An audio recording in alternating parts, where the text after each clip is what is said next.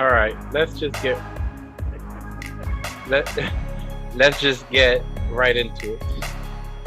So Great American Bash, Fyter Fest, Part 2. You know, it's so funny when I was thinking about this. That's exactly what popped in my head. Part 2.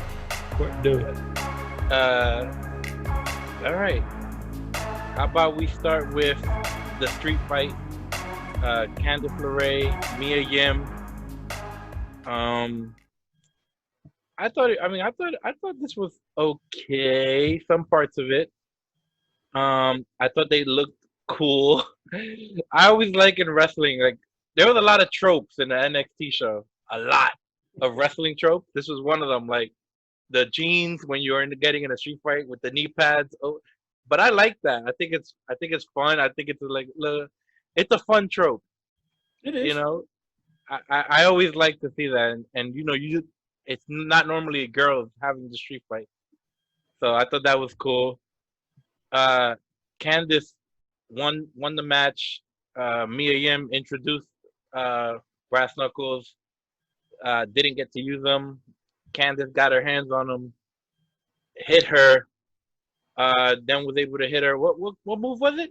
Was it like a swinging neck breaker type? Like a swinging neck breaker from the top rope on top of a table. On top of a table onto chairs. Yeah. What more could you have done? If Mia Yim would have, I would have just stopped watching the show. And then it was the dead arm over the dead body. Yep. I mean, it didn't blow me away, but you know, the girls they can do some cool stuff. I thought it looked good. I don't know about this Brass Knuckles story. I think the heel should introduce the Brass Knuckles and they pay the price for it. I don't like the babyface introducing Brass Knuckles and then they look like the idiot because they lost because of the Brass Knuckles. Although I do agree that Candice needed this win. I think Mia Yim right now, win or lose, she's fine. She can, you know, when they're ready to push her, they can push her. But Candice needs this win. She has like this character she's working on. And I feel like she's kind of taking a step back. And she needs wins to at least, you know, keep the ball rolling with her character. But go ahead, man. What did you think? This match was okay. I didn't like it, and there's a couple of things about this match that I don't like.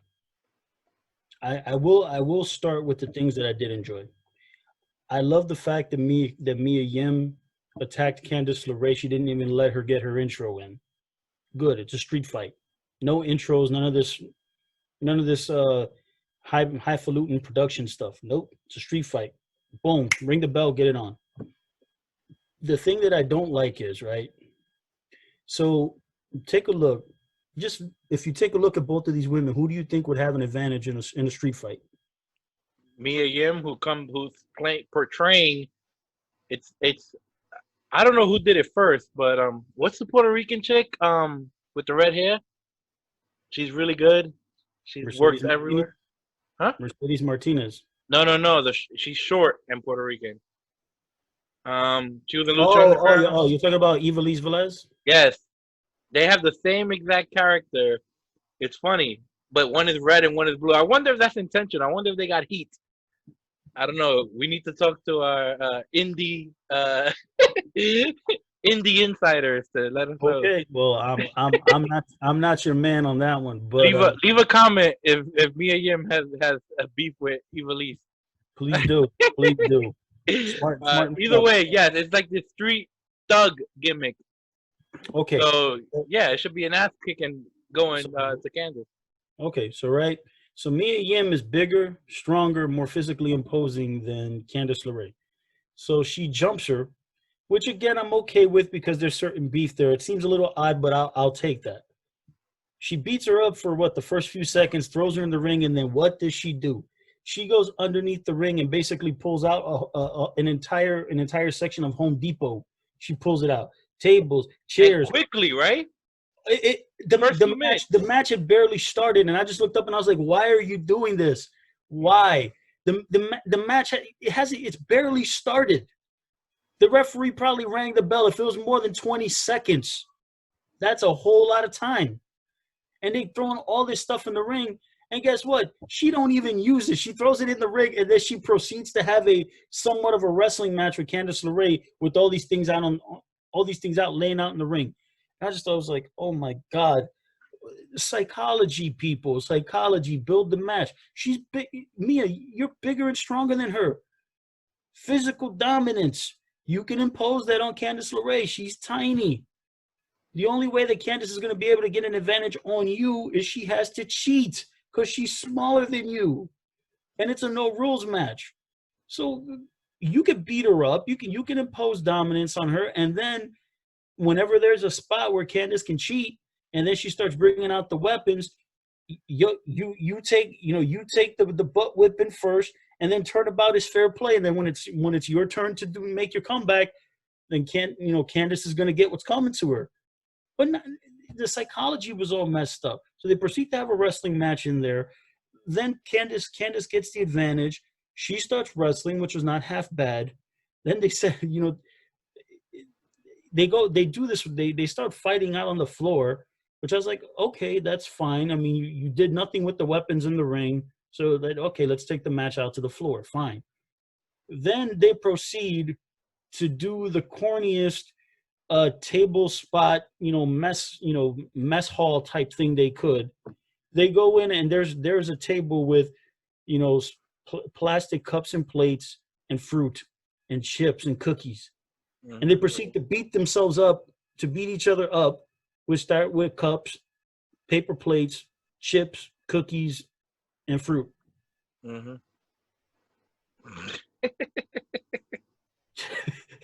Come on, man. Like, seriously, no.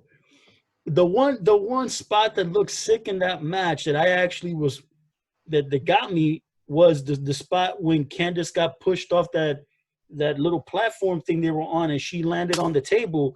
Because I was like, if Candice does not, and she did not fall flush, like her bottom half hit the table and her top half, was almost hitting the wall, and I'm like, okay, that could have been scary. There wasn't a whole lot of daylight between her head and the wall. There were a couple of inches at most. So I was like, okay, well, she's okay. She didn't get totally rattled there. Then they proceed to keep wrestling or wrestling. I'm using that term loosely here. They proceed to start wrestling. If you take a look at the camera shot, because I actually rewound this when I saw it, Mia Yim did not introduce the brass knuckles into the match. It was actually the referee. There was one cover. Look, go back and watch it. So the referee, there was a pin cover that Mia Yim goes on Candice LeRae. 1, 2, Candice kicks out. The referee goes into his pocket, and then he strategically places something at the feet of Candice LeRae, and then Mia Yim grabs it and voila, brass knucks. And I just thought to myself, I was like, okay, that's fine if the referee used it. It's silly because when you take a look at Mia Yim's outfit, she has pockets everywhere. Pockets. Yeah, she has pockets. I think that. I don't know. Some women's clothes, everything is it's like kids' clothes sometimes. Oh, and the pockets are stitched together. Vic, they have seamstress in the back. I'm sure they could have figured out a way to get a little pocket for that. Vic, I can't. She should have. Wait, why even hide these brass knuckles at all? It's a no rules match. Come out with the damn brass knuckles in your hand. Come out with one in each hand. This is why I'm telling you that this match, there was so much wrong with it. So now, that spot completely took me out of the match, and I was like, listen, this is a taped show. Can you come up with another angle so that you don't show the referee giving the wrestlers the brass knucks? I missed it, so maybe watch it back. If you have the recording that aired on the USA Network, because who knows, maybe WWE Network might edit that a little bit so it doesn't show. But if you had the show recorded from the USA Network, just watch it back, and you're gonna see, and you're gonna be like, ooh, you're gonna see it. So now they continue more gratuitous, nonsensical stuff. They do moves on each other. Then they go to the top, right? So they do everything ass backwards. So what ends up happening? Normally, the heel would have the cheating gimmick. They get foiled. Babyface whacks them. Boom. Babyface hits them with said finish. Match is over, right?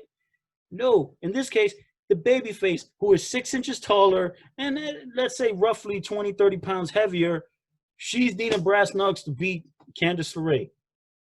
Holy hell. Now, Candice LeRae foils her, whacks her in the face. Then they have this whole gimmick, and watch what the referee did when Mia Yim when all those chairs were put down. The referee literally told Mia Yim something in her ear to the effect of, make sure that the chair's on the flat side. So that's when I already knew there was going to be a big bump coming, because she literally did it with every single chair. There was like 10 of them there. And I was like, my God, like, flatten out a few of them, but don't do every single one, because it's just like you're just setting up a stunt. Yeah, I noticed that she was fixing the chairs towards the end. All of them. All of them. I've never seen that. I've seen that spot before. I've never seen people. I don't know if they set them up correctly from the get-go and hide it, but I've never noticed somebody fixing up chairs.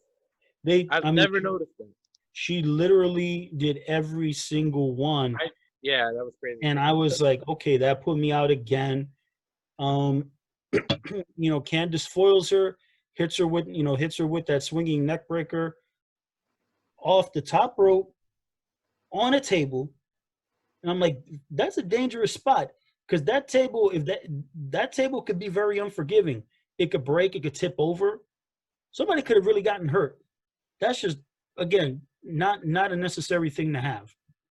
They do the chair spot, 1, 2, 3, Candice wins, fine. The afterbirth of the match was actually really, really good, because what the WWE production did is that the match is over, both women are laying. They show like a little pseudo commercial, billboarding what's coming up next. Like, it just completely goes off. They show something else. Then they go back 10, 50 seconds later, and they're still laying there. They do the picture-in-picture commercial break. Both women are still laying there. And then Johnny Gargano comes out and, collects Candice. That was nicely done. That should not be in picture-in-picture. That should be shown on TV. Mm-hmm. Just a criticism, but it was nicely done. I don't like what Mia Yim did. She kind of got up and then she picked up the chair and sat on it. I was like, what do you think this is playtime?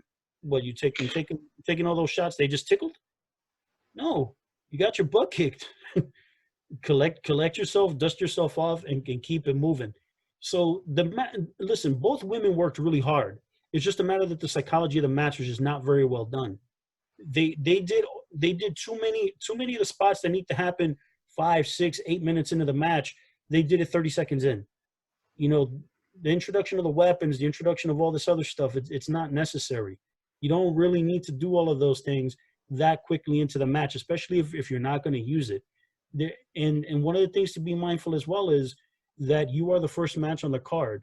So if you're going to be the first match on the card, and as I saw the show, I understood why the match was so intense, because everything else on the card, after that, before the main event, was pretty flat. So I can understand why they went so gung-ho, but you gotta build the psychology up. Whoever was the producer for that match needed to do a better job of, layering the match better so that those spots meant more when it happened. Too many of the things they did, they beat themselves up, but it doesn't seem like it made a lot of sense in the context of the match. That's why I say that I didn't like it that much. All right, so let's go to the tag team championship match. So Kenny and Hangman versus Private Party. Kenny and Hangman went over. I don't think there was a soul on this planet that thought Private Party was going to win, but that's okay. Private Party. I think it's fine though. I think it's these guys are, I think 22 or 23 or whatever. They're babies getting these great opportunities to face off against people who are better than them, and they can learn and get better, and they do have some growing to do, because they can do a bunch of cool shit, but it's it takes more than just that. But this was a fun match, good way to start the show. I like starting the show with multi-man matches, tag team, or 4-ways or whatever. Like, a lot of energy in the ring. But to me, the right guys won. And later on in the show, they highlight some more tag teams to show you who might be coming after these belts. Mhm. And that's probably the real story. Yeah, this match was I didn't like this match, but part of it boils down to a couple of things. One is it's being that it's a world tag team title match, I'd like to actually see a tag team match. It just felt like it was a four-way tornado match. Again, when I see the referee Rick Knox, every time I see him in an AEW ring, I already know that the match is going to be just a complete schmaz because he doesn't do anything to try to control the match at all. So every time I see him, and especially in an AEW tag match, I already know it's just like, okay, you might as well let all four guys wrestle at the same time. Let him stand in the corner, and just let him count the three when it's time to count the three, because that's all he's good for. Um, unfortunately, I'm sorry. I don't want to sound like a jerk, but it's just he just every tag team match that he's ever refereed, it's the same thing. It really is. The match was what it was. It was just a bunch. It was just four guys doing a bunch of moves to each other. There was no shine. Of course, all four guys are baby faces, so there's no such thing as a baby face shine. No heat, no hot tags, no nothing. It was just a bunch of guys doing moves to each other for 10, 12 minutes. Did the right team go over? Yeah, I guess so. You know, I mean, there's more money in Omega and Page as the tag champions than with Private Party at this moment. But what this match highlighted to me was that if Hangman and Omega as a team are trying to work every team's style according to what they're good at, I don't think that that's a really good thing. What you need to do is implement some of the best parts of that team's repertoire, incorporate it into the match. But if it's for the tag team titles, I'm not saying that the match has to be a conventional, traditional tag team match, but there's got to be a more serious layer because it's for the titles. And it just felt like a four-man battle royal. So at the end of the match, I literally was just screaming at my TV, just get this over with. Just get it over with. I already know the Private Party is going to lose this match. Just beat them already. Too many moves, too many false finishes. I mean, there was like 4 or 5 false finishes in this match that should have killed the normal guy. And then 1-2 kick out, 1-2 kick out. They're not. It's just like they all look like finishers, and they don't finish the match. And after a while, once the match was over, it's like, thank God. It just wasn't a good match compared to the match that they had last week against the Best Friends, meaning Omega and Hangman. It was better, but it looked like somewhat more of a tag team match. They still had their moments where it was just a schmaz and a 4-man battle royal, but at least they worked a tag team match for at least half of the match. This was just a 4-man battle royal right from the beginning. And the thing is that, yes, I agree, Private Party are very, very young and very green, but they're not going to get better as a tag team if these are the types of matches that they're working, because all they're going to learn is just keep doing a bunch of moves to each other, and it looks like a 4-man battle royal, and there's no psychology being implemented. So, again, it was what it was. I agree, Private Party is going to have better days, and I'm just hoping that if I ever see these two teams wrestle again, they give me something different, because it wasn't very good. All right. I'm gonna guess that you somewhat liked this next segment or match, whatever. Sure. See, Mercedes Martinez makes her debut. You didn't like this? Oh my God! I thought Mercedes Martinez came off like the damn female Undertaker. I will explain why. But she came out. I'm like, holy shit! She takes off that mask. Her presence, that has to be some of the best presence from a female talent that I've ever seen. That's crazy. I was like, holy shit, I got Undertaker vibes. I really did. Like that presence, like that. I'm instantly Googling. I'm like, I know she's getting up there in age. I hope she's not too old. She's 40. She's 39. I'm hoping that WWE is not scared to give her a good shot, because it's hard to find that kind of presence, like in Yep. a woman, like that's different. Like she was scary. Um. Anyway, she went up against Santana Garrett, who I kind of like. I think she looks good, and I mean, she's a little uncomfortable. I think she has moments where she doesn't feel comfortable, at least compared to a lot of the other girls. She's probably a step behind. So, but I think she will be good eventually. I did like Mercedes did some ground and pound, which I think you would think this would be an easy wrestling technique. Whenever I see anyone do ground and pound in wrestling, it doesn't matter how good the worker is, it looks like shit. It's like it always looks bad. I thought she looked great. On top of her pounding on her, I thought it looked dangerous. I thought it those punches looked like they were hurting. Um, so you can tell she's a veteran. But you tell me, what didn't you like? I think that the one thing that I didn't like about this match is that for the introduction for Mercedes Martinez, I don't think that Santana Garrett was the right opponent. She needed to wrestle somebody smaller than her. Because if the intent of this match is to introduce Mercedes Martinez, because yes, Mercedes has wrestled matches for the WWE before in the Mae Young Classic, so she's done both of those tournaments. But this is really the first match that she's having being introduced to the WWE audience. You want to put her in a position where she can look as strong as she possibly can. With somebody like Santana Garrett, I think that Santana Garrett is an opponent that she should be wrestling with after she's already wrestled 2, 3, 4, 5 matches, to have somebody who can give her a little bit of an opposition. I would have probably put Mercedes in the ring against Casey Catanzaro, against Kaden Carter, someone physically smaller than her that she can dominate believably. So when I saw the match, I was like, okay, Santana Garrett gets offense in, and the thing is that it's believable because they're about the same size. So she does get her offense in, and I'm like, no, if you're Santana Garrett is being positioned as a what I would call a very likable underneath babyface. So if Mercedes Martinez is being introduced, I don't know, let's just say for argument's sake she's being introduced as a heel, or a badass babyface, but let's just say a heel because of the fact that who she's working against. Mm-hmm. Then you want Mercedes Martinez to get over strong in every sense of the word. Her ground and pound, her offense, have little or no moments in that match where she's on defense. Excuse me. And when she hit her finisher, it almost looked like she had trouble controlling Santana Garrett's body.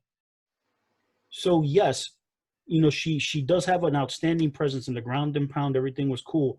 I just thought that Santana Garrett was the wrong opponent for her intro match. And that's the reason why I didn't like it, because I don't think that she came across nearly as strongly as she should have been first time around on WWE TV. Yeah, well, I I hope this doesn't mean that they don't care that much about her or her debut. And she's kind of just there as somebody to help everybody else because she's a veteran and whatever. But I hope that's not the case because, like I said, that's really good presence that she has. No, I mean, Um, I hope not either. I mean, it's just a matter that you want to be able to have someone, if you're going to introduce Mercedes Martinez and you want to introduce her. I was really excited when they mentioned it the week before, saying, hey, Mercedes Martinez is going to have her debut. I was excited. And when I saw the match, I was really let down. It has nothing to do with Mercedes Martinez and her performance necessarily. I just think that they put the wrong person in the ring with her for the first match. It was just not the right person in Santana Garrett. No disrespect to her, but she's not the right first opponent. all right, how about we go? Okay, how about we go to that Brian Cage, uh, well, really Taz promo. Yeah, um, I don't need to hear Brian Cage speak at all. Taz needs to just cut all the promos. I don't need to ever hear Brian Cage speak. Ever. shit, in case you forgot, how Taz is a really good freaking promo. I think people Yeah. will forget because he had so many little details to his character the towel and the music and the suplexes and the injuries and breaking people's necks and all these little things that you remember him for, the black and orange. He's always been a good ass promo. A lot of those ECW guys, especially like the New York, right? These guys, they found. I've always thought it was difficult for like someone with my accent to like cut these good promos or whatever. These guys, What accent? The ECW guys, they know how to do it. Bully knows how to do it. Tommy knows how to do it. Taz knows how to do it. It's awesome. I mean, I don't know. I don't know if I wanted to see the FTW title though. I don't know. Did you like seeing this title? No. Yeah, When I don't know. when I saw the FTW title, I just thought WTF. Yeah. Like why? Why? Yeah, I mean, it's I guess they're gonna use it as kind of like a fake title, and we're just gonna brag about having this fake title, which is fine. But I mean, they could have made a new one. Like I don't think Brian Cage needs any more rub than he's gotten from Taz. I think he's got plenty of rub, but I mean, also Taz is a bit of a meanie, so if he's doing a nice thing for someone, I think that's cool. But Well, it's good to know that he's in a happy place and he's being nice to people. I will say this: when I saw the FTW title, the only thing I thought to myself was, I don't know how many people in the audience that watch AEW are old enough to remember, Taz's run in ECW. Because when I think of the FTW title, I actually don't have fond memories of it because I remember it as the beginning of the end of Taz's hot run in ECW. That's when it was like, okay, this was the beginning of the end for Taz. Meaning, yes, he did become the ECW champion and he did have good matches afterward, but I don't think that they were ever able to recapture that really hot period that Taz had when he had that year-long beef with Sabu, and then that whole lead up from like the summer of '96 till the spring of '97 when they finally had the match at the first pay-per-view, the first ECW pay-per-view. So I don't think of it, in any real fond way, like as a fan, like, ooh, I don't think of it as like a really, really big deal. Um, Giving it to Brian Cage, I'm like, okay, so why? It kind of comes across as a consolation gift because it's almost telling me that, hey, he's not winning the championship next week. Well, because of that, I kind of want to see him win the real title. Only because it's weird. It's like, so you're gonna bring this title? We know it's not a real title, or it's not recognized by AEW. Even if they respect it, it's not recognized. It's not an AEW title. So what's the story? Because is it Moxley gonna go? Well, I know Moxley's insane. Is he gonna go? Well, I'm the FTW champion now. Because how do you make this story good? I think you make it good by having this guy walking around and really being this monster and an unstoppable monster with two titles walking around like, yeah, F y'all. Y'all can't do anything to stop me. I don't know if I don't know if I want to see Mox win now. Now that we've introduced this little thing to the story. All I know is that with Brian Cage has not yet really gotten over in AEW, and AEW's kind of really cornered. They've really painted themselves in a very difficult corner here, because with Brian Cage, they could have easily held on. He could have won that ladder match, and they could have just easily kept. They, meaning AEW, could have continually had that trinket to throw over Moxley's head that, hey, Cage is coming for you, Cage is coming for you. But the fact that they actually put a date on this match, which was probably 2 months between the time that Cage was debuted and won that casino ladder match against what this match is going to be, which should have been in this episode. Now it's going to be for this coming week's episode of Dynamite. I don't think that it's nearly enough time to establish Brian Cage as a credible opponent to the point where if Mox were to beat him, that it doesn't kill him. I don't think that Brian Cage has enough equity built up just yet. That's why I think they're doing so much of this to try to build equity around him. And I think to a certain degree, the best way to build equity around him is to have him beat people. And not just the job guys, but actually beat, like maybe the lower middle card guys on the roster, but, just pad yourself with wins against them. I don't think that this match with Moxley should have happened before he wrestled Darby Allin. I think that a match between Brian Cage and Darby Allin should have come first and then kind of tell that story, because Moxley, again, this is something that you can build off for months and months and months, because it's not like Moxley has any shortage of opponents. You know what I'm saying? They've already told enough stories with Moxley with different people that putting Brian Cage in that situation, unless they're going to just put the belt on him, that's going to be the way to be like, wow, this is going to be shocking, and you could begin to tell a story. But if Brian Cage loses, and if Brian Cage loses, meaning pin or submission, which I have a hard time thinking he's going to be submitted, but let's just say that he doesn't lose any way other than some kind of schmoz finish, it's going to be I'm trying to think of difficult.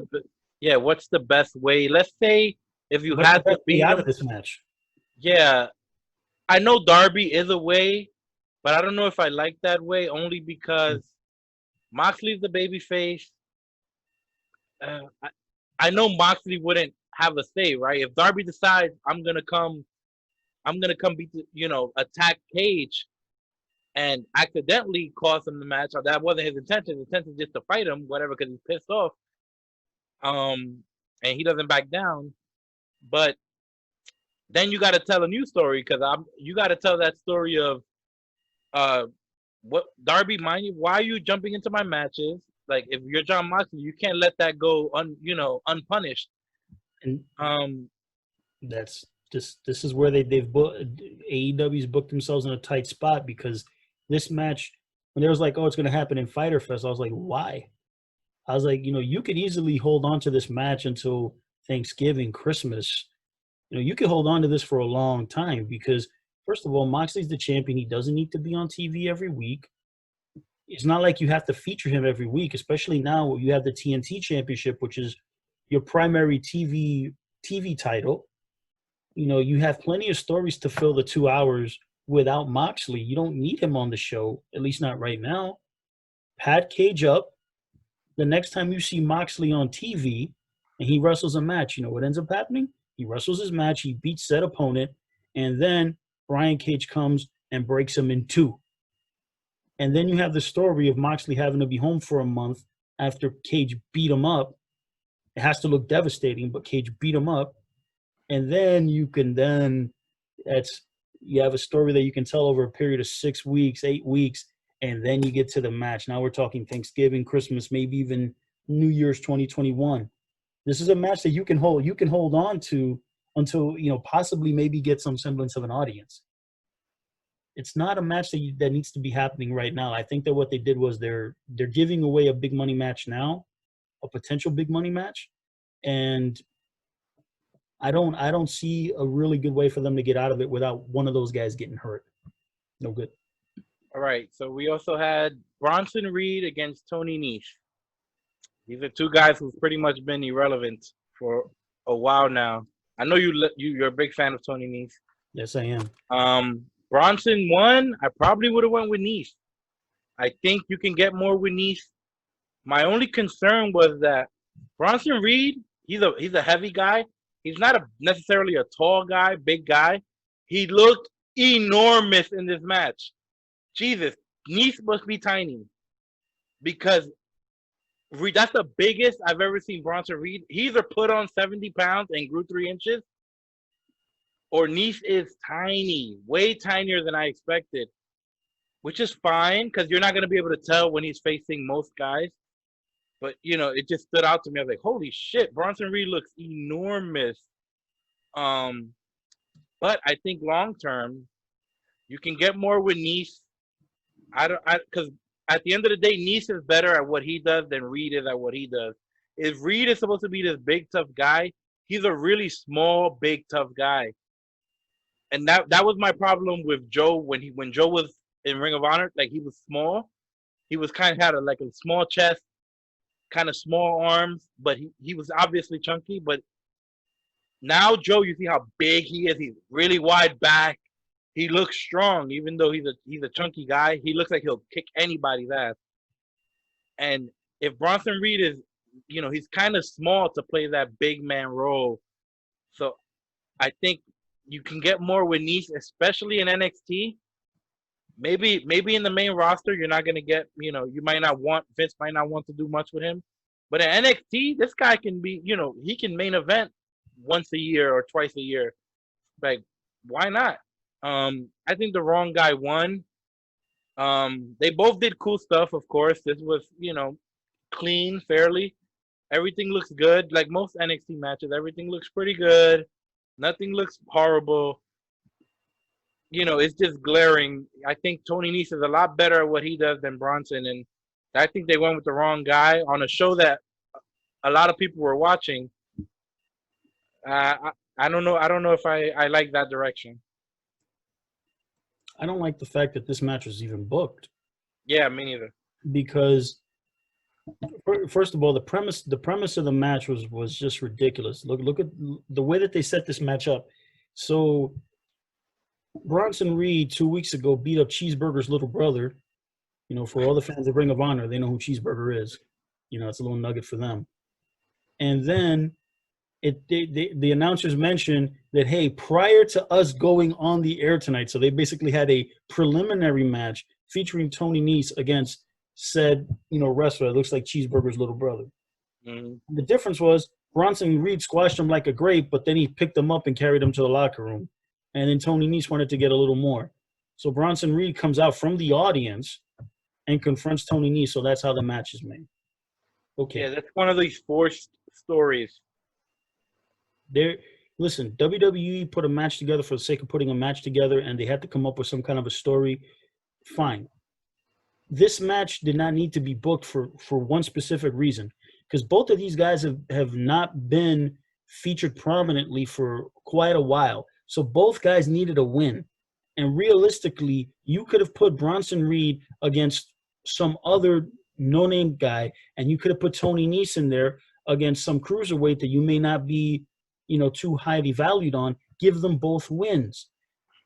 To have Tony Nese lose to Bronson Reed, listen, Tony Nese weighs 200 pounds and Bronson Reed is 350.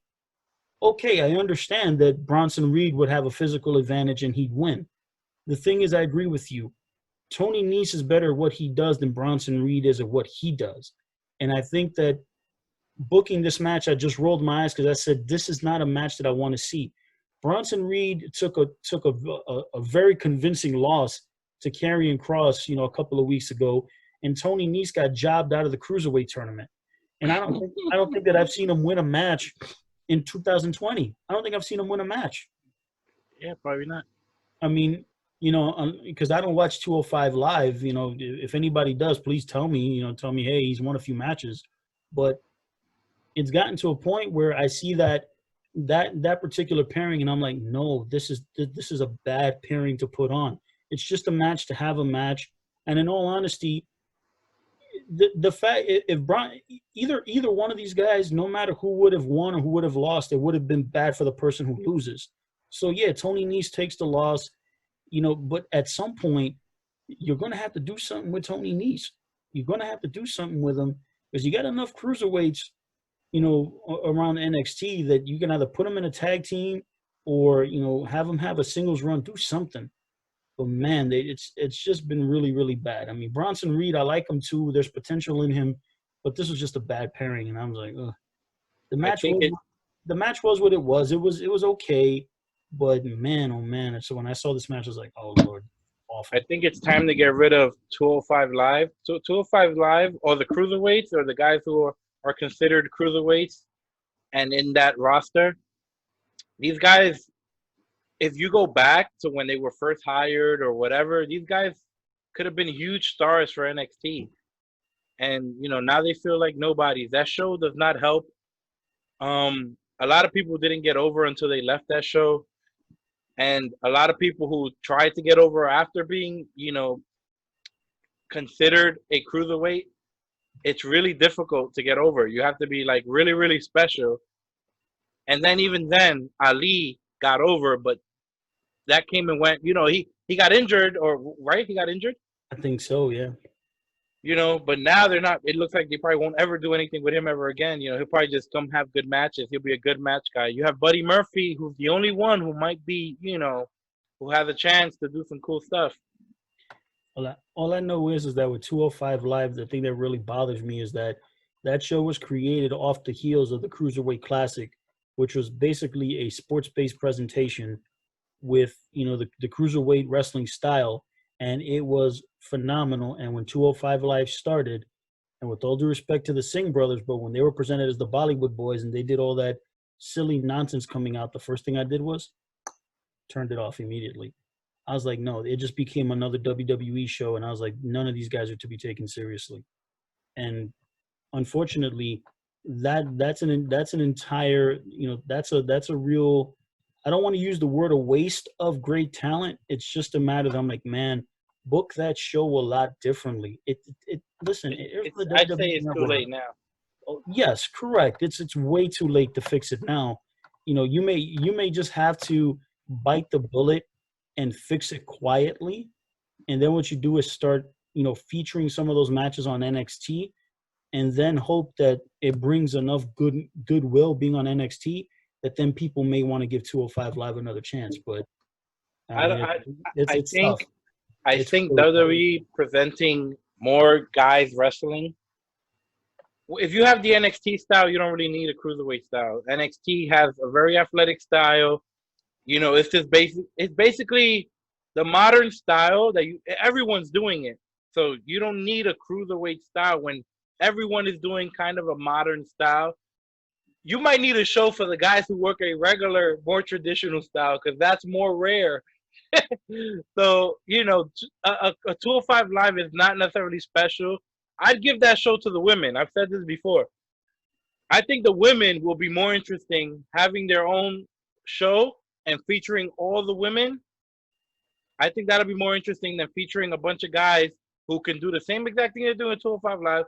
They can go do it at NXT, and some of them could do it on the main. Well, I'll say this. The reason why I think that with 205 Live there might be a benefit to having it is only because you only got but 2 hours on NXT on the USA Network. You don't have as much time. What I'm saying is that fix 205 Live slowly, meaning change the style of the show quietly. No one's going to watch it. No one's going to see it. You do it quietly, change it, dial it up, tune it up a little bit.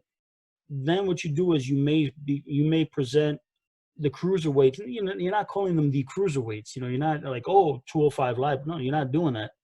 But you present them on NXT, and then you can say, hey, if you want to move the audience to check out 205 Live, then you might want to do that as a vehicle. I do agree that the women should have their own show, but the thing is that the women now are featured so heavily on the regular WWE shows.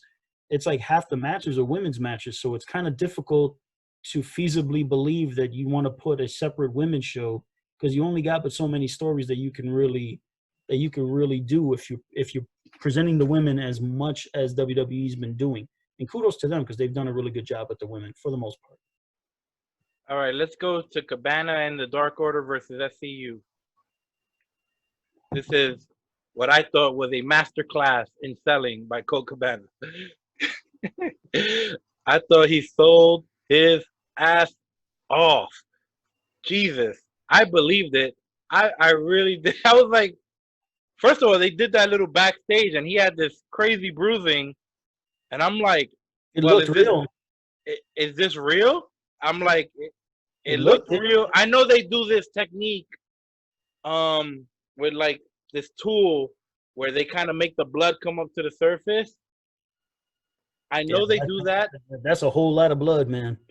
Yeah, I mean, maybe he doesn't have a really. Side. Yeah, it looked like a real injury. It can't be that bad because they wouldn't let him compete if Correct. It was horrible. Correct. But either way, this is a grown ass man, and these guys wrestle with injuries or with pain, and they don't sell like that.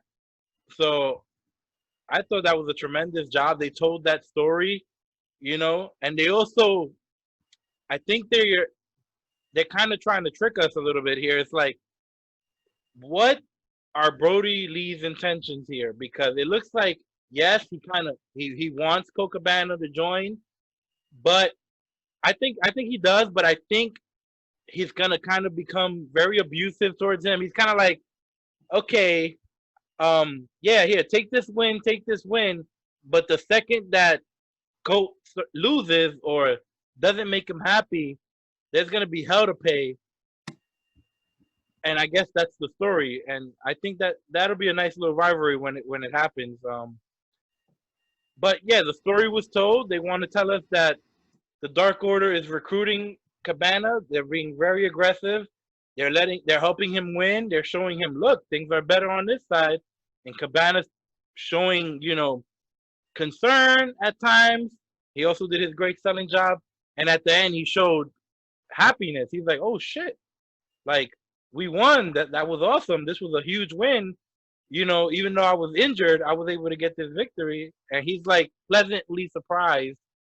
So I kind of like Colt's abilities here. He's showing a little storytelling ability. He's not just a comedy wrestler. I try to tell people this guy's a damn near 20-year veteran. He knows what he's doing. Well, I mean, this match was what it was. I do agree. It was a very good job by Colt Cabana selling his injury. Again, I love SCU. If I could just get Christopher Daniels to stop doing this whole mic gimmick where it seems like he's trying to sing in the corner and do this like pseudo Frank Sinatra type show or whatever, but because again, I think Christopher Daniels is a fantastic talent. He just tries too hard to be funny and entertaining, and it just doesn't seem to work that well for him. Kazarian looks great. Scorpio Sky looks great. Cabana did a good job. Again, I'm not a fan of the Dark Order. Even with Brody Lee, I don't think Brody Lee's done anything to elevate the Dark Order, but that's one man's opinion. The match was what it was. Nothing to write home about. When you're talking about the story here with Cabana, it's like think about it, right? They're saying, oh, Cabana got injured, right, in storyline. And Brody Lee's like, hey, if you hang out with us, these little accidents won't happen. He's a grown-ass man. You mean to tell me that Colt Cabana is gonna have an accident and get hurt like that? No, he got jumped. Somebody beat him up. Yeah, and I wonder if it was them. It's the Dark Order beating him up. Dark Order. Yeah. Come on. There's no. That's exactly what I thought. As soon as Brody Lee walks in and he's like, "This will happen to you," I was like, "Oh man, what kind of bullshit is this?" Yeah, they're beating him up to recruit him. I'm like, this is crazy mind games. There's no level of master science being used here in terms of telling this story. It's very simple. It's a rudimentary story. Again, is this kind of could be a good singles, rivalry between the two of them? Yeah, I do. Again, with all due respect, it's a mighty long way for Brody Lee to fall, especially knowing, again, after he worked the match against Moxley, this was the fear that I had, is that he had to reset. He had to make a major reset. And going from wrestling the AEW champion to then wrestling Colt Cabana, or, however they're setting this story up, that's a long way down. So it's a matter of rebuilding Brody Lee. The match was what it was. Am I upset that SCU lost? Yes, because I like SCU and I don't want to see them lose. But it's, they're being used as cannon fodder to tell a story between Brody Lee and Colt Cabana. So for that, it was what it was. Not, again, where Rick Knox is the referee. Again, I want him fired immediately. I don't want to see him I don't want to see him refereeing any more tag team matches in AEW ever. Just, the man doesn't know how to count to 5. He doesn't know how to count to 10. He could barely get to 3. Jesus Christ. Just get rid of him. Awful. All right, let's go to another multi-man match over here. How about we do Legado de Fantasma versus Drake and Breezango. God. Well, yeah, I mean, I think the match left a little bit to be desired, but I did like how these guys looked together. Legado de Fantasma. I thought they came out and they looked badass, especially Joaquin Wild. Is that how you pronounce it? Yep. Also known as DJ Z. DJ Zima To Ion. me, when I saw him, I was like, holy shit, this is the best this guy has ever looked. Physically, gear, his face, his beard, his hair. I was like, this guy has matured and he needed this gimmick. He really did. Because he's one of these guys who I think overthink their presentation a little bit. And this is the best presentation I've seen of him. So good for him. What's the other guy's name? The third guy? Raul Mendoza. Mendoza. I don't know if he was wearing like pink in the back of his shin guards. It was like a pinkish. It was probably more like a burgundy, but it looked pink on my TV. It reminded me of Tito Santana. I thought that Matador. Arriba. I was happy to be reminded of Tito Santana for some strange reason. Tito Santana is fantastic. Anything that can remind us of him, I'm all for. He's awesome. Yeah, I thought that was good. I think there was I didn't like when Joaquin Wild went for was it Joaquin Wild? Someone dove. Who dove? Oh no, Drake dove, and the three guys were outside.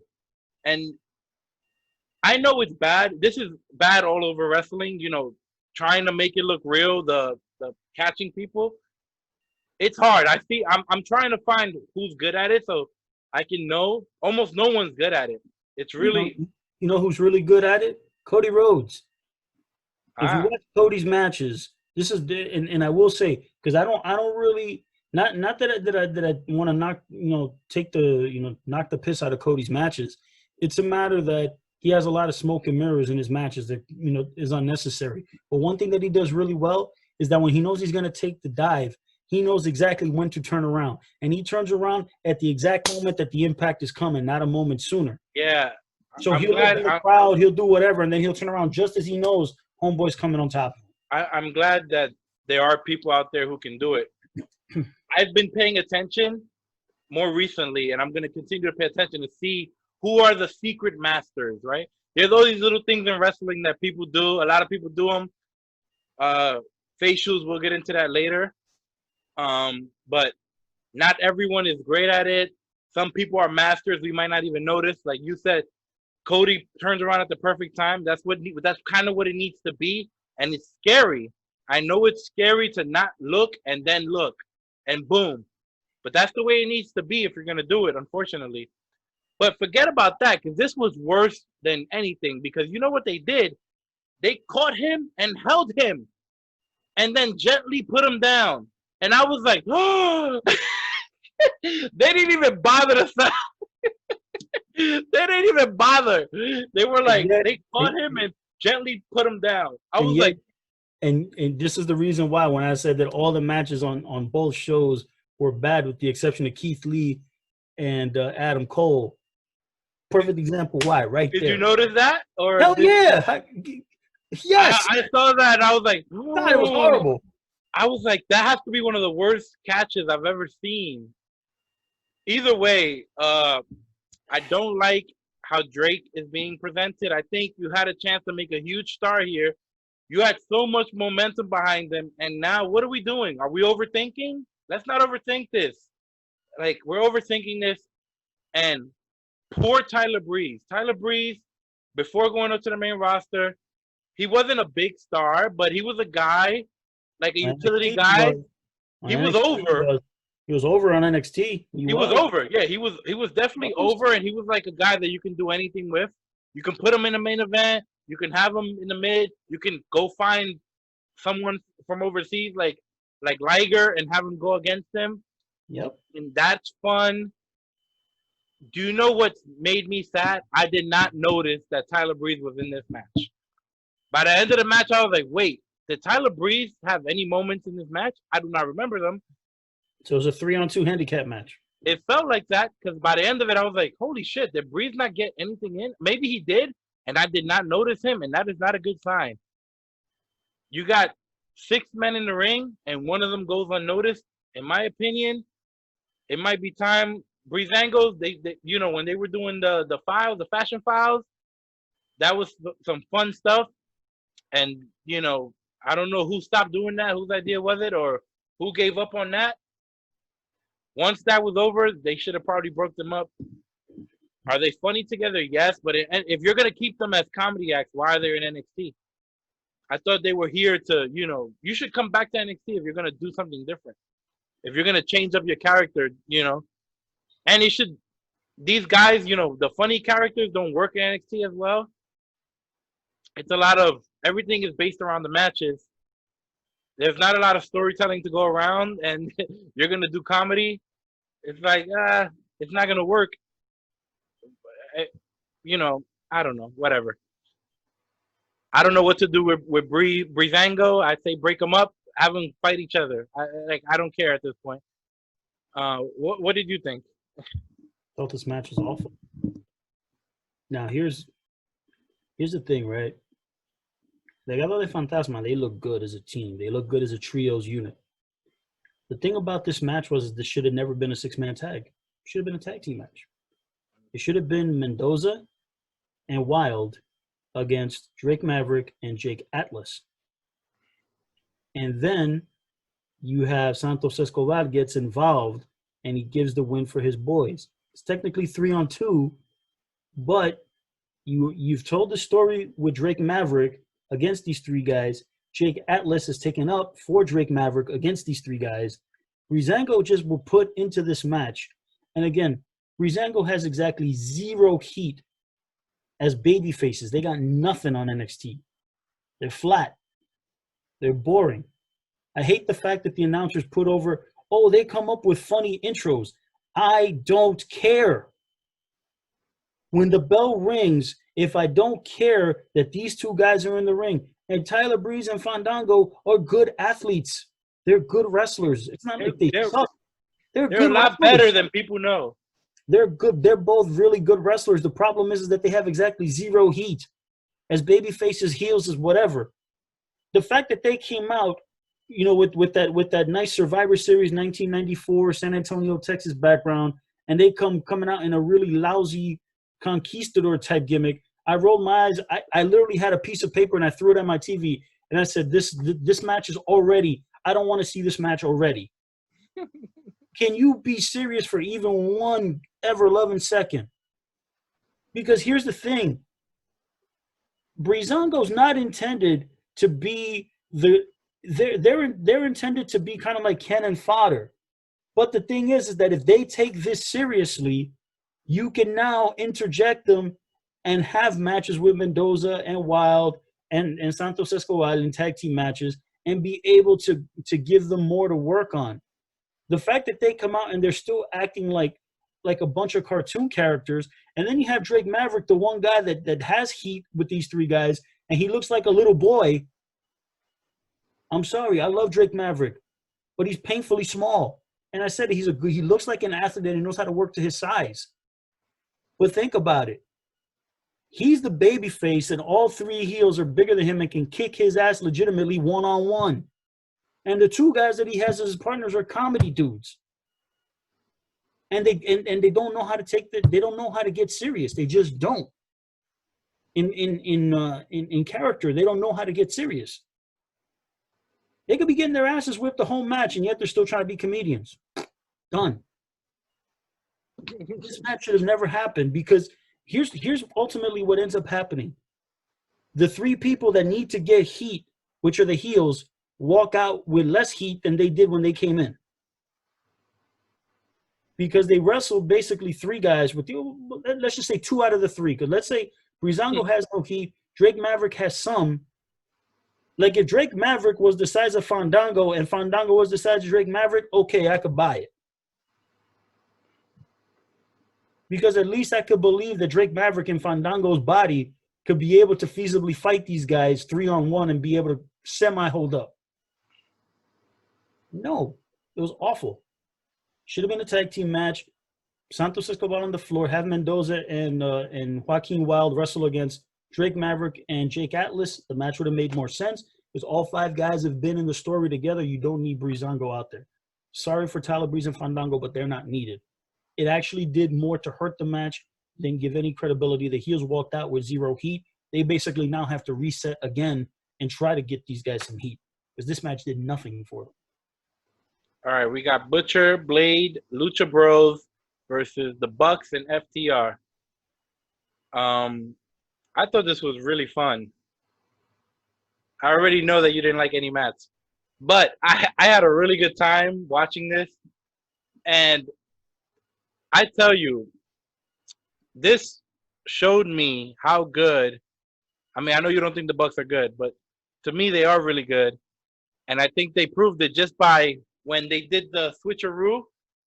All right, I'm gonna help you. Like if I'm your partner, like a little, like they trading places almost. They used each other's partners, and it looked so smooth, like so clean and pretty. And I'm like, shit, these 4 guys can do anything they want to do whenever they want to do it.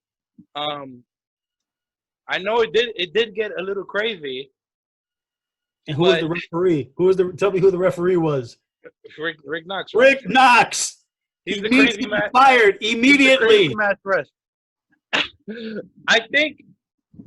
Yes, it did get crazy. However, I was paying attention, and although Rick Knox wasn't necessarily counting, or he would count to 3, like you said, and then he'll give up. The wrestlers were after they'd hit their stuff, they were rushing to get out of the ring. They were trying to get out of the ring. They were trying. I'll give them that. Yeah, they were definitely like, okay, we're gonna do our move. We're gonna dip out of here, and keep it going. They did it for about the first third of the match. Then they gave up on doing that. Well, yes, they were doing it was slow. They built it up, and then the car crash. Look, I was okay with it. I think I saw a lot of cool stuff. I thought if the point was to, I was confused with the finish, but not so much. But if the point is to tell you, look how good the Bucks are and look how good FTR are, I saw it. I saw it with my own eyes. I was like, holy shit. Like these guys are really, really talented.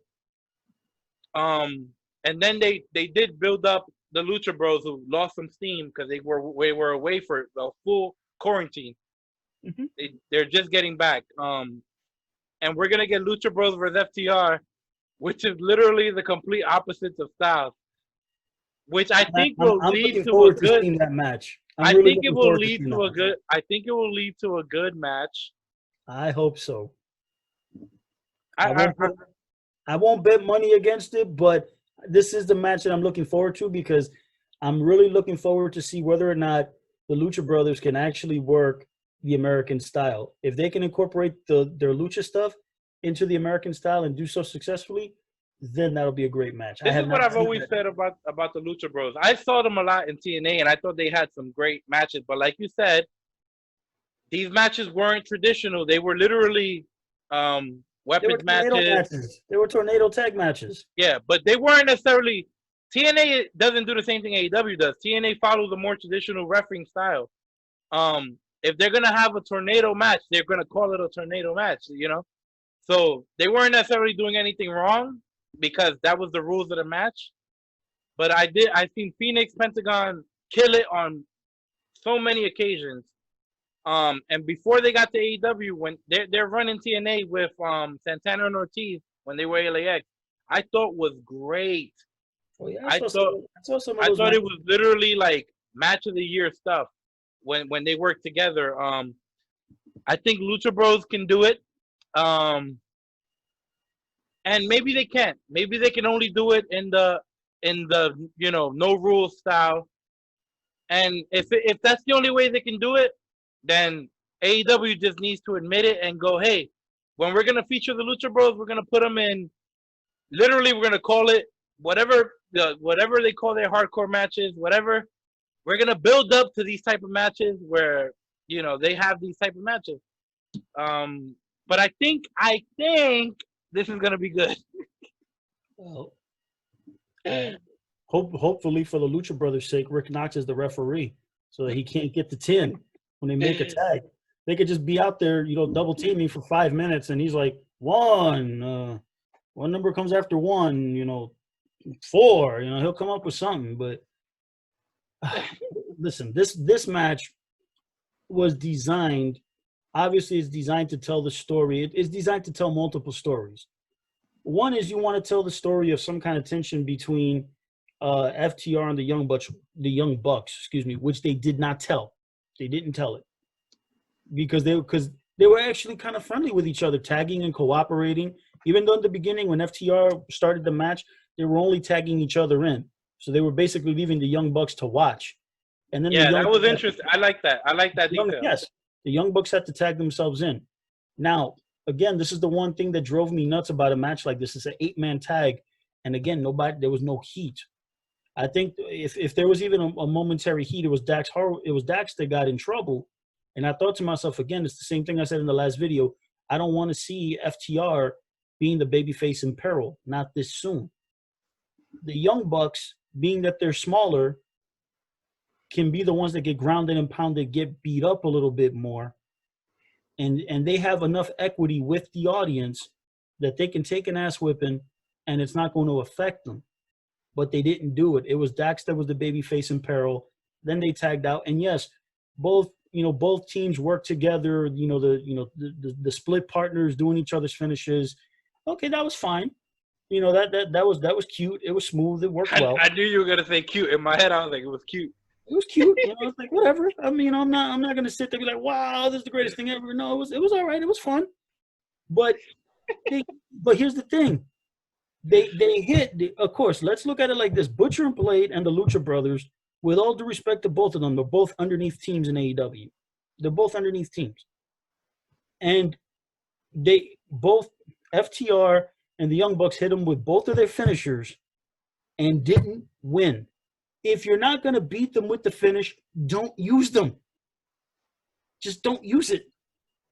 Have the heels foil you. Have the heels do some, push the guy off the ropes, save their partner some other way. But when you hit him with the finish, 1, 2, and then the guy, does a triple moonsault from the second row ringside and just falls on you just before Rick Knox gets to 3. It's like, dude, come on, man. I could see that once in a match, maybe twice, but when I saw it like 4 or 5 times, I was like, come on, man, get to the end already. And then with the Lucha Bros beating the Young Bucks, I was like, okay. So it was intended, like you said, it was intended to give the Lucha Bros a win and kind of reestablish them. Okay, fine. Now here's what ends up happening. AEW didn't give this match when they edited it for time, because of course this is a recorded show. They didn't edit enough time to actually show any kind of afterbirth between them. They went to like a quick shot and it was like, oh, FTR and the Young Bucks shook hands, and I was like, you guys do realize that the beginning of the end for you guys is when one of the Young Bucks super kicked Dax in the face and knocked him off the ring, essentially taking him out of the match. You mean to tell me that there was no like, hey, why'd you hit me? There's no heat. Why you hit me? And they shook hands and walked away. And I just thought to myself, and here's the dumbest part of it, right? So Butcher brings, he has the car keys, wraps them in the corner. The match is over, and they leave to the ramp. They don't take the car keys. They don't go to the car. Nothing. That whole thing done, finished, not even acknowledged. Just stupid. Again, I understand what AEW is trying to do with these matches, right? They're trying to tell multiple stories within the context of one match. However, AEW's tag team matches in general, with the exception of the individual tag team matches that I've seen FTR have, they're just car crashes. That's the style that AEW presents with their tag team matches. I generally don't like it because of the fact that they're not telling a story. It's just a bunch of guys doing moves to each other. There's no psychology being employed. There's no story being told. It's just like, okay, I can see that in certain instances where it fits 2 teams that really have real heat with each other in story. that I can buy that it's just going to be messy and ugly and whatever have you, that's fine. I could buy it. But it can't be every single tag team match. Because if it's every single tag team match, then that means that I have to then have a premise that says none of these teams know how to work an actual tag team match. With the exception of FTR, nobody knows how to work an actual tag match. It's just car crashes. That's what they do. And the thing is, the AEW with the officiating and everything has to mold itself around that style. Because if you actually tried to have a referee that says, okay, you got 10 seconds to get in and out, there would be so many disqualifications in AEW tag team matches because guys rarely get out. I do understand that all four teams did try to conform to that rule, probably the first third of the match. Then afterwards, they just got tired of it, and they were just like, oh, bing, bing, bing, bing. They just start doing whatever they do. And then I just see poor Rick Knox. He's just like, you know, he's up there mimicking something, but I know he's doing nothing. So outside of Aubrey Edwards, all the referees are just – I mean, just fire all the referees and just have Aubrey be the only referee in AEW because she's the only one that seems to have any kind of juice with the wrestlers that they listen to her. So he'll have her officiate all the matches. All right. Shout out to Aubrey. Yes. All right. Everybody else, all the other referees in AEW, I'm sorry. You suck. All right. Let's go to something a little all right. How about we go to Gargano versus Swerve Scott? Okay, you didn't like this one? No, I know why. I know why you didn't like this match. Because there's a lot of indie tropes in this match that I'm sure you didn't like. They did a lot of the super indie moves. This was like the reversing into a flipping out of moves. Why the hell why are they doing a reverse Rana on the floor? Reverse Rana on the floor. Angle. Why the hell are they doing it? Super indie. This was super Why? indie match. Stop it, please. I did like the beginning that this was some super smooth wrestling. That matches with Swerve, right? Smooth. The chain wrestling was so silky smooth, super nice and crispy. I did not like Swerve's facials. They were weird. Sometimes they were too much. And this is where, look, this is what it's coming, Lou, and you're going to be happy that these things like facials and storytelling, all of this is coming because the art form of wrestling, it's evolving, and all that stuff is cool. Everything is cool. All the stuff that you loved from the 80s or 90s, that stuff they see it as cool too, and they want to do that too. But it's gonna take some time before people get really good at it. You know, before you get the Randy Orton facials, you're gonna have to go through the Swerve Scott facials, which were to me not very good. He was overdoing it, and everyone does the same facial during the same bump. So use my phone. So use my phone, Sam. It's over there. Everyone's using the same facials at the same time, which is fine because we're going to talk about it later. A guy like Adam Cole, his facials are just enough. Just enough. He's doing the same thing, but it's just it's not too much where it feels weird. And, you know, Swerve felt really, really weird. And I wish I wrote it down because there was definitely a moment where you saw almost panic, where it wasn't part of the show.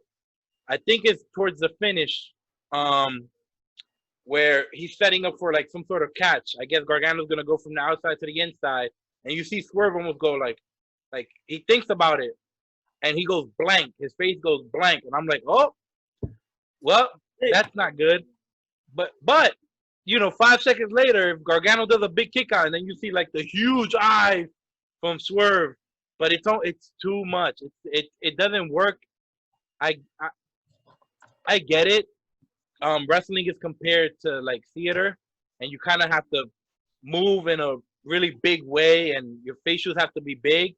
I don't think they have to be that big because this is going on television. So I think you got to treat it more. There's more people watching it on their television sets. then there are people there. No Especially kidding. now, you No know. kidding.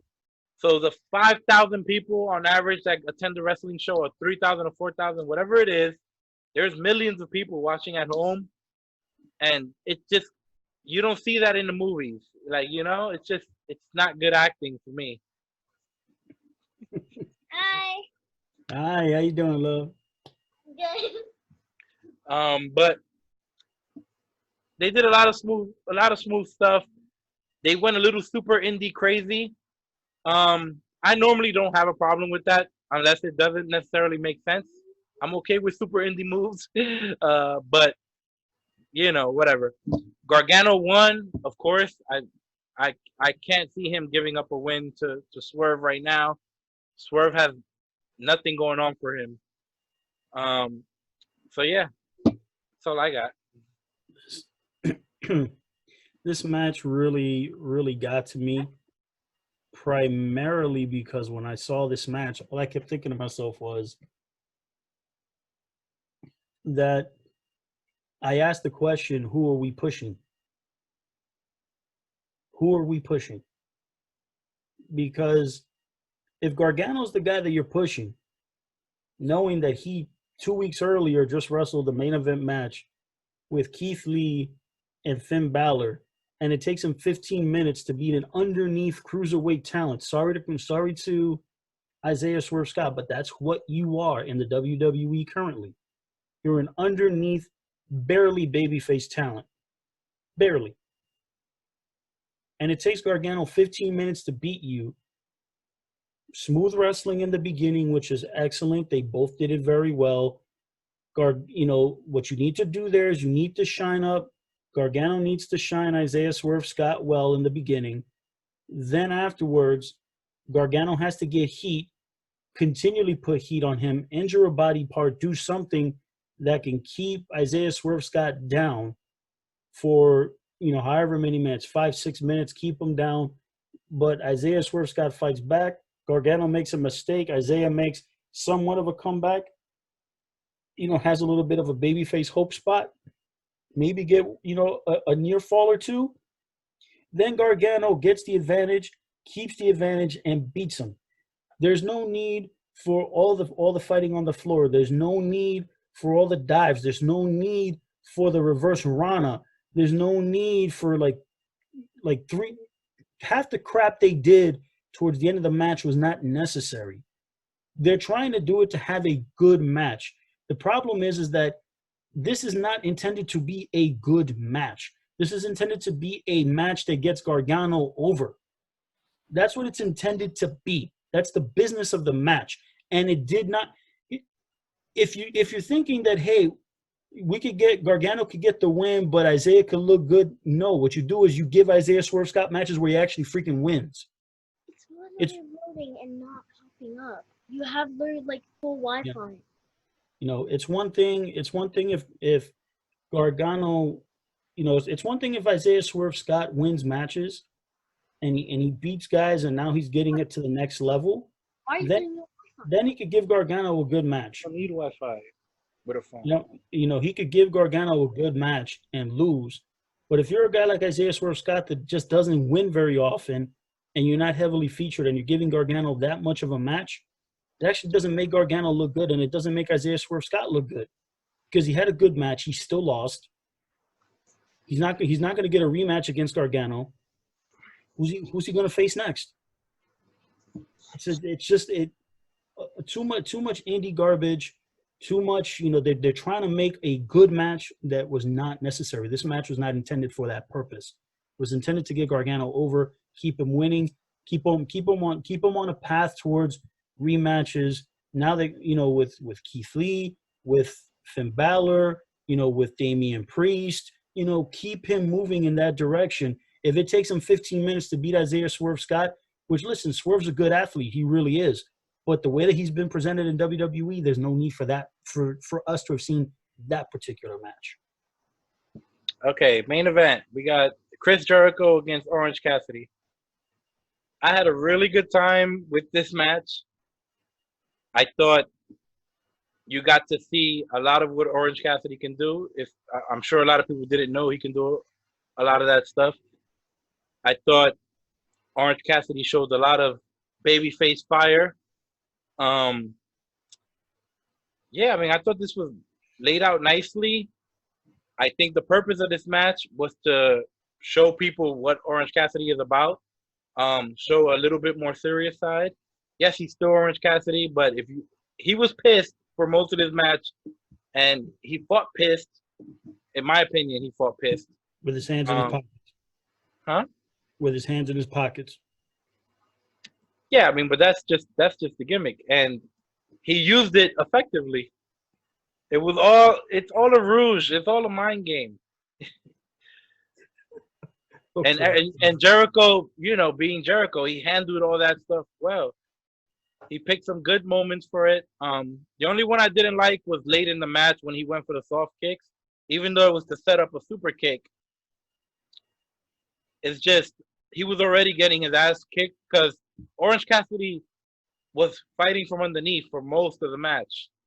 So this, if you take out the little things that Orange Cassidy does, this was fairly traditional, old school, the heel, the babyface fighting from underneath, hope spot, cut off, then get his ass kicked for 10 more minutes, one more hope spot, cut off again, finish. That's it. It wasn't. It was fairly simple. So besides the soft kicks at the end, only because he was really he looked like he was getting his ass beat. So it's almost like you should be more desperate. Like you wouldn't have time to think of a smart plan. I'm gonna do some soft kicks and then I'm gonna super kick him. I think you can go straight to the super kick out of desperation in that moment. But the right guy won. Jericho, well, the whole inner circle, they were on top. Now they served a little bit of a purpose. They're helping other people out. But Jericho can start making his way back up towards the top. Orange Cassidy, to me, doesn't look bad in a loss to Jericho. He looks great, actually. I thought the purpose of this match was to make Orange Cassidy look great in a loss, and I thought he looked really good in this loss. I thought it was a good main event. I mean, this match was what it was. A couple things here, right? So Orange Cassidy comes out, best friends walk him to the ring. He tells the best friends to go to the locker room. Right thing to do. That's what the babyface should do. Send it back up to the locker room. He wants to do it by himself. Good for him. Chris Jericho comes out with Santana and Ortiz, and then these two dudes come out with each one holding a carton of orange juice. Come on, man. Seriously. Again, it's just bad comedy. It's just awful. Fine. So whatever. I think it's stupid. I roll my eyes, but I'm like, okay, I'll go with the punches here, right? I'll play along. So the match starts. Orange Cassidy does have the very brief advantage in the beginning with his hands in his pockets, which again, I know it's his gimmick. I still think it's preposterous and stupid, but it's his gimmick, whatever. I'll live with it. Then Jericho gets an advantage, and Santana and Ortiz hit him with that tennis ball that they have wrapped up in a sock. Mm-hmm. Where's Chuck Taylor? Where's Trent Beretta? Yes, I agree. Nowhere to be seen. Now here's the thing. The thing about that is that spot should have never been in that point in the match. If Jericho's in control, what you two dummies do on the floor, Santana and Ortiz, is you talk crap, you talk, and you put the potty mouth on Orange Cassidy, but you don't touch him. There's no need to do that. Jericho's in control. He was never, even in the beginning when he got foiled, he was never really in trouble. It's just that Orange Cassidy was faster, and he just, he was outquicked them in the beginning. That was it. He never hurt him. Never hurt Jericho. He was just faster than him. That's all. So they hit him with the sock and the tennis ball and all this other jazz. No best friends. I was like, okay, so now this is a 3-on-1 handicap match.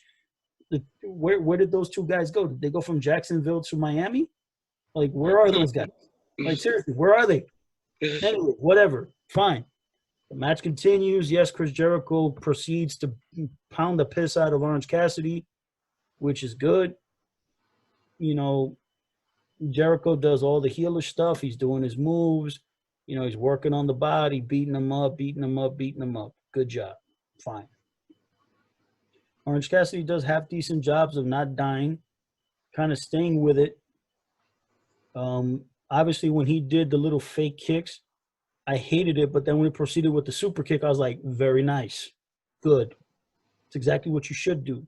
Lull him into a sense of security, and then you whack him with the big move. You know, I was kind of, you know, he does like, I think I don't know if it was him or one of the Young Bucks. I know that they did like an elbow drop from the top rope, and I think Jim Ross called it the Macho Man elbow, and I was like, no, it actually looked like Shawn Michaels elbow, but I forget which match it was in. So Orange Cassidy proceeds to get control again. Jericho foils him, he cuts him off, and then Santana and Ortiz proceed to pour orange juice on him. What? Okay, the badass heels. That's what you do. Yeah, let's pour a little vitamin C on you. Oh, they hit him with a weapon the first time. No best friends. Pour some orange juice on him. Oh crap! Here comes Chuck and Trent. Well, it's on now. They crossed the line. That's they crossed the line. It's on now. It's on now. They got to run and defend their friend. So it becomes a giant schmaz again. It's just a bunch of smoke and mirrors. Jericho hits Orange Cassidy with the baseball bat in the head. 1, 2, kick out. Why? It wasn't quick though. He took a while to pin him. So what? Doesn't matter. He got whacked with a baseball bat, dude. That's the end of the match. Because here's the thing. If the match would have ended right there, Jericho would have looked like the chicken shit heel because he needed to cheat the win.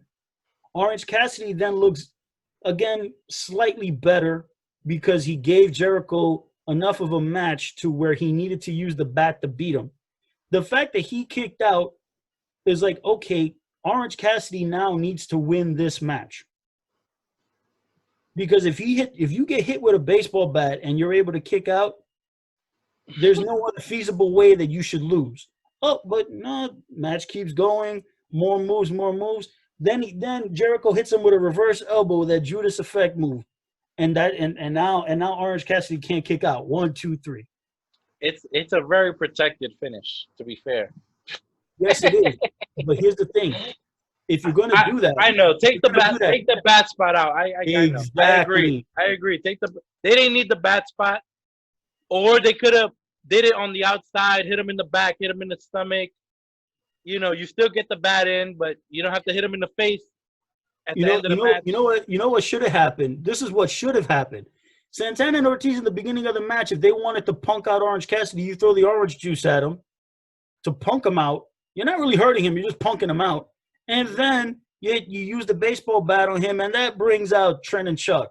Mm-hmm.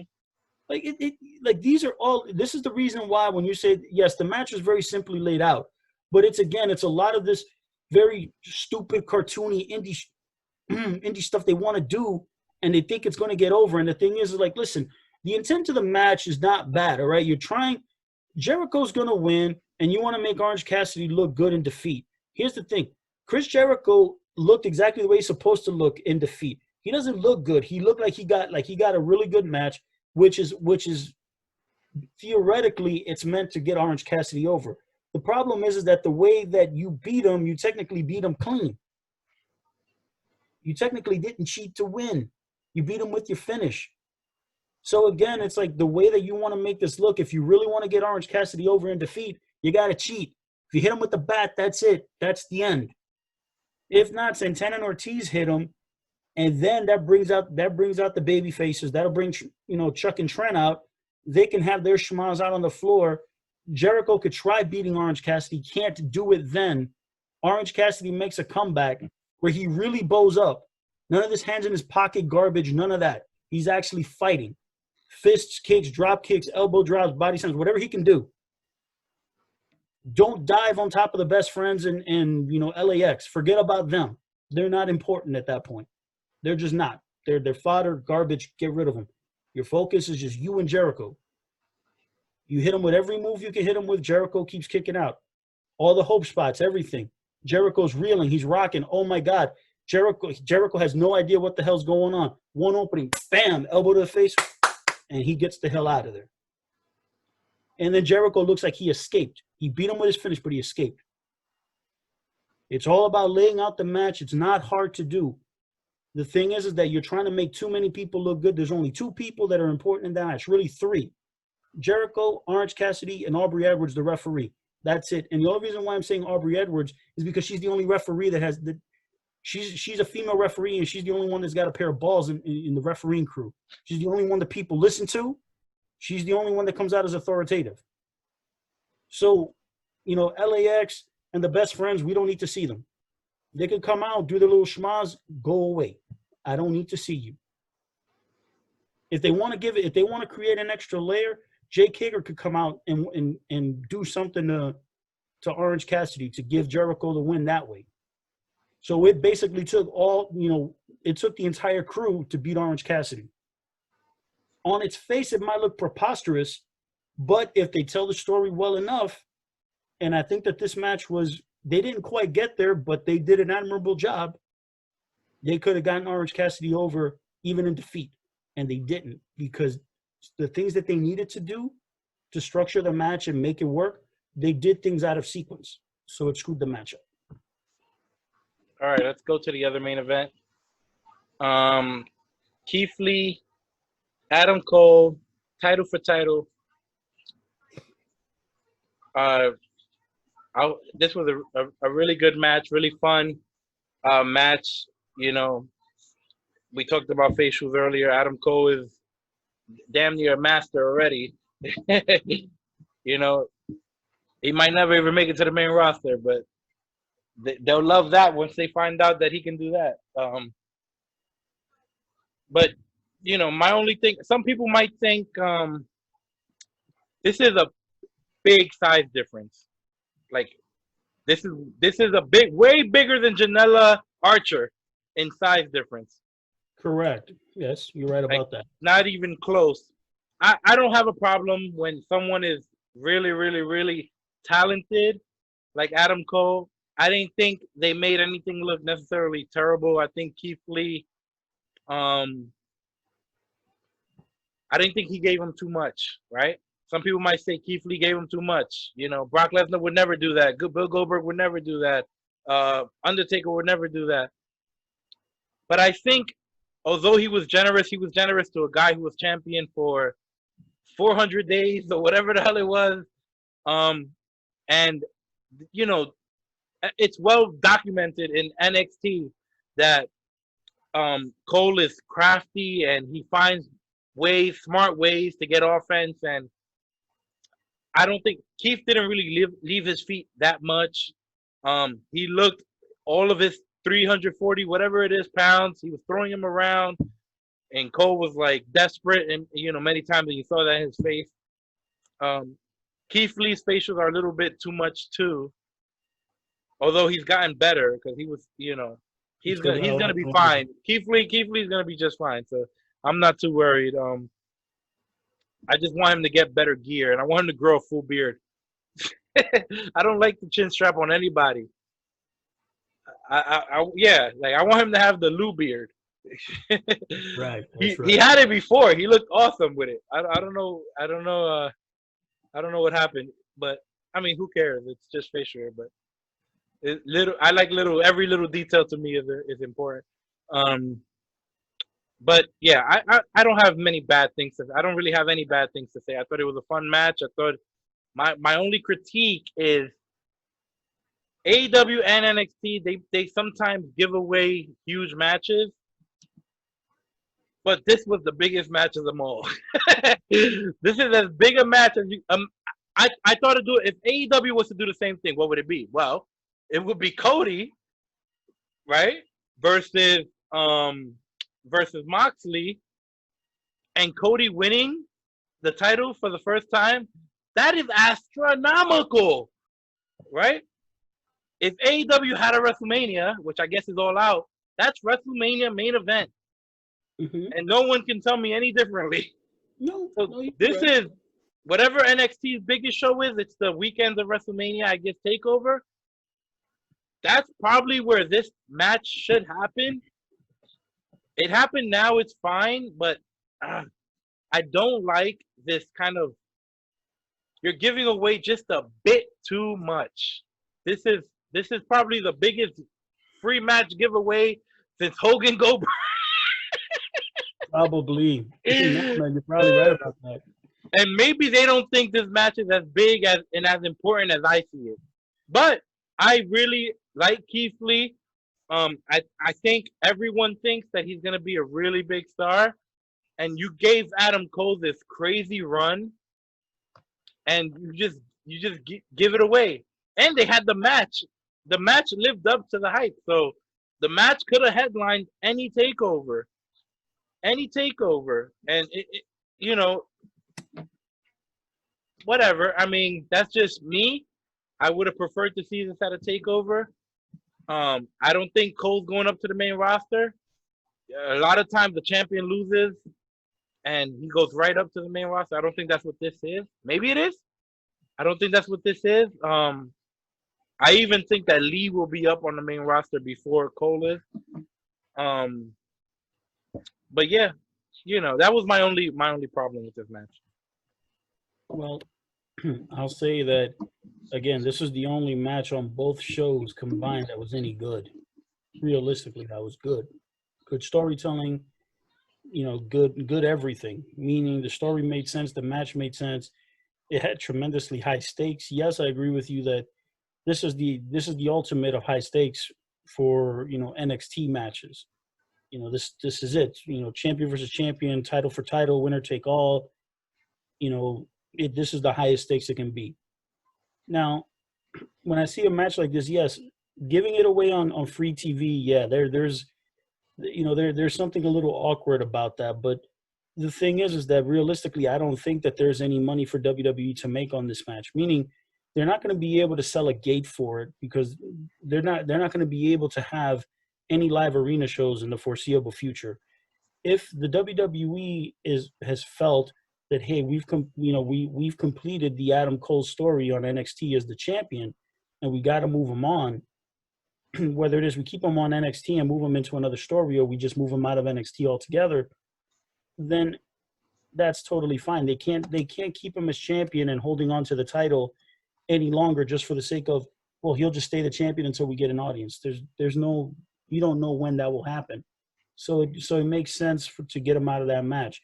In the NXT matches, there's no pay-per-view money. It's like, to use the Moxley and Cody match as a comparison, that's a pay-per-view match because AEW, their big money matches kind of live and die on pay-per-view. WWE, especially in the NXT brand, that's not the way they live. Everything's on the WWE network. So WWE makes their money up front, and they're just producing content to keep that money, circulating in every month from all their subscribers. So that's a completely different model. Going to the match, yes, it's when you say that the match between Keith Lee and Adam Cole, you look at the size difference, and yeah, it's completely different from Joey Janela and Lance Archer. Yeah, you're right. Lance Archer doesn't weigh 340 pounds, and Joey Janela doesn't weigh 210. Joey Janela probably goes 180. And let's be clear. Adam Cole does not weigh 210. Adam Cole is as small as Gargano.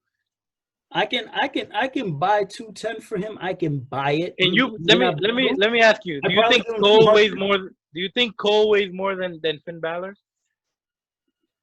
Really? Finn Balor looks like he'll eat Adam Cole. Well, here's the thing. They have two different body types. I obviously think that with Finn Balor probably goes about 185. I could buy Adam Cole at about 200. Yeah, they're either the same. They're either the same, and one is lying and one is not. It's just like Gargano saying that he's whatever the same size as Ciampa. They got them as almost like the same exact height and same exact weight. It's like what? Absolutely, Absolutely not. They announced Gargano at 199, and they announced Ciampa at 210. So, Oh, okay, good, because a while back it wasn't. It was a little bit closer than that, and I was like, Ciampa used to be announced at 201. yes, that's when I remember 201 and 199 or some shit. And I was like, So what? I was like, no, Fuck out of here! There's a 20-pound difference, and it's no, not close. no. Either way, They announced Ciampa at 210 now. But the thing is here with the size difference to this match. Yes, there's a glaring size difference, but here's the thing: as you pointed out, the talent level is completely different. I'm sorry. If you're going to look for a little guy match, Adam Cole is light years ahead of Joey Janela. It's not even close. And Keith Lee for the big man, even though Lance Archer has more time put in, he has more experience, Keith Lee's better. Just because he's probably better trained. Like there's something about Keith Lee. I think this is just pure, probably God-given talent that we have with Keith Lee. This is something you can't teach. Yeah, I mean, listen, you can teach the little things, but what makes him special is not taught. And that's the thing, is like he has his God-given ability, but it's also meshed with a great training program. I think a guy like Lance Archer's a little older. I mean, he's not old, but he's older. If you would, let's say WWE would have gotten him 5 years ago and just trained him, just brought him into their system and just trained him, even if he didn't become a big star in WWE, he'd probably be, But he was under WWE developmental. I don't remember. I know he was in TNA. Before he went to TNA, he was in WWE. Oh, okay. Well, that was in I don't know if it's OVW or FC. That's a completely different system. I'm talking about the NXT system. Yeah, remember, like you said, he's a little older. Yeah, he's a little older, so NXT wasn't even around. But this match was perfect. It's as close to perfectly laid out as you can get, right? So you see the two of them. Clearly, when you see him, Keith Lee's going to dominate. Hulk smash. He's just going to. If Adam Cole dares to try to get into a real physical stand-up smash mouth fight with Keith Lee, he's just gonna get eaten up, as shown by the test of strength, which was really weird because Adam Cole was selling like Keith Lee was breaking his hand, and Keith Lee wasn't even moving his hand. He was doing nothing, which I'm like, Keith, all you got to do, bro, is tense up your hand a little bit. You don't have to do nothing. You just tense up your hand so that the vein comes out a little bit, so that it looks like you're doing something. He was just holding his hand like, yep, it's like I'm walking my dog, whatever, he was doing nothing. That was silly, but Adam Cole sold it so well.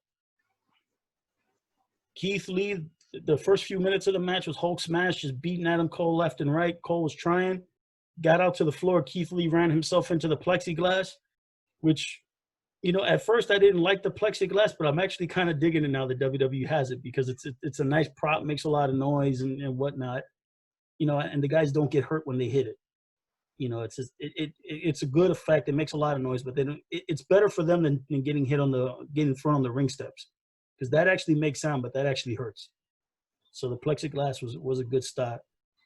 Adam Cole got him down. Adam Cole then started working on telling the story that Keith Lee had worked with Gargano, working on the eye, working on the hand, working on those things that, telling the story that Keith Lee had with Gargano, and it gave the announcers a chance to mention it. They're not really getting into detail, but they do mention it to say, hey, maybe Keith Lee's not completely recovered. Good storytelling, because those matches only were, maybe a month ago? And if Keith Lee's presumably wrestling on a regular basis, you don't recoup from those injuries that quickly. So good storytelling there. The match goes on. Keith Lee continues to foil Adam Cole. There were some points in the match, again, when you start looking at, the offense that both guys give, meaning you get put in a position as the match goes on, you're going to start hitting, big moves on people. I believe there may have been a spot where there was a superplex spot, if I'm not mistaken, or, some big move off the top rope.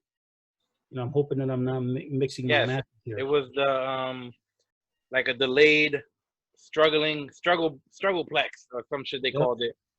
And, which I'm glad they called it a struggle plex instead of a deadlift anything. I hate the word deadlift in wrestling because what you're basically saying is it's unassisted. That's what you're saying. So when Cesaro does the deadlift suplex from the outside to the inside, right? He grabs them. Oh, that's dead weight. What do you mean? Are you saying that normally, usually, the wrestlers are helping each other do these moves? You son of a bitch! Why are you saying dead weight? Like what? What? Like, don't say that, please. It's one of my pet peeves that I've always hated. I've always hated it. So the match, so they tell that story. They do a really good job. They have a lot of the false finishes. When Adam Cole, earlier in the match when he was trying to expose the knee, and Keith Lee would grab his hand, and Adam Cole's like trying to pull the knee pad down. He can't do it. Then he's able to thwart Keith Lee, hit him in the eye. He hurts him, gets the knee pad out. He hits him with it 1-2. Keith Lee still keeps kicking out. The match, obviously, Keith Lee was not kicking out nearly as hard because in the beginning of the match, it seemed like in the earlier parts of the match, every time Adam Cole went for a cover, he was about 4 feet away from a pin. So it would be like 1-2, but when Keith Lee would kick out, I mean, he would throw Adam Cole. Adam Cole would be thrown like 3 feet off of Keith Lee. It wasn't like a kick out. It was like, get off of me, It was like throwing a little kid off of him. And as the match wore on, Keith Lee started kicking out, it was a lesser kick out. He tried, but it was lesser and lesser. Good storytelling. Adam Cole putting holds on him. It's a way to slow the match down, but wear Keith Lee down, keep him down, keep him hurt. The one thing that I was surprised was I don't believe that the Undisputed Era interfered in this match. So I was a little surprised by that. But I can understand that this was actually a way to beat Adam Cole but not destroy the Undisputed Era. Yeah, I don't like when I'm not. It depends, but if they come out, they cheat, they do everything possible, and Keith Lee still wins, it's a little weird. No, you know what? It hurts more. It hurts. Yeah, more. I'm also happy because I know they had a conversation about it. I could just picture it. There's a spot towards the end of the match that would have been perfect for Keith Lee to kick out at 1, and he does it. Some people do it, and I'm okay with it because it is exciting when it happens because it's like hulking up basically, But I don't want to see it that many times a year. This needs to be a once a year, twice a year type thing. So I'm glad they saved that for another date because I thought it was coming. It was towards the end of the match. Cole hits a big move. I think it was a Panama when he hits his finish. The Panama Sunrise. Panama Sunrise. He hits it, and I'm like, oh, here it goes. Keith Lee's gonna bust out at 1. But for one, there's no fans there. So the feeling, the fans going crazy, especially with NXT, their crowd is very like you can tell it's like almost like they write everything down before they come out. Okay, we're gonna do this chant and this chant and this chant. So it's not the right time to do that. So I'm glad they didn't. They kept it a little bit simple. He kept getting weaker. That was the right approach for this match. Oh, and the thing about Adam Cole is that if you look at the psychology of this match, right, the thought process is if Keith Lee's able to win within the first 10 minutes, he could take Adam Cole's lunch and go home. If Adam Cole can extend the match, then Keith Lee will get weaker, and the likelihood of Adam Cole winning rises higher and higher the longer the match goes. This match went, maybe 20 minutes or so, maybe a little longer than that. And the one thing about it is that I've seen Keith Lee matches where he's wrestled long matches, and I don't like it because I think that Keith Lee gets extended and then he starts to look sloppy.